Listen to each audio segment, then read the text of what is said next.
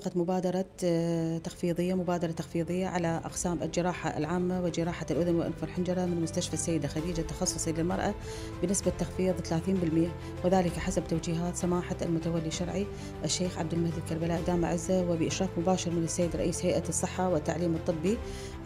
طبعا انطلقت هذه المبادرة دعما لمراجعاتنا الكريمات وللظروف القاسية للفئات الفقراء من المجتمع، وأيضا تقدم هذه الخدمة وفق أعلى معايير الجودة وتقديم أفضل خدمة طبية صحية وتمريضية لمراجعاتنا الكريمات، وأيضا وفق أو على أيدي طبيبات متخصصات في هذا المجال اللي هو مجال الجراحة العامة ومجال جراحة الأذن والأنف والحنجرة. تبدأ المبادرة أو بدأت من 28/8/2025 ليصادف الخميس ولمدة شهر كامل.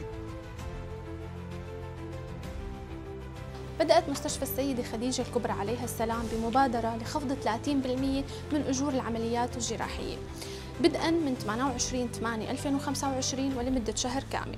هدف المبادرة تخفيف العبء المادي والتكاليف عن مريضاتنا المحتاجات لعمليات جراحية.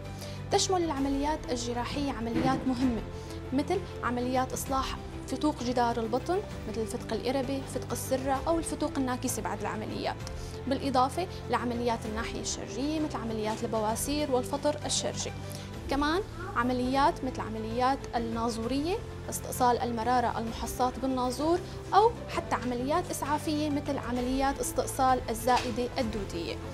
بهالعافية وإن شاء الله المستشفى يكون قادر على تقديم الخدمات الطبية الشاملة لكل مريضاتنا المحتاجات.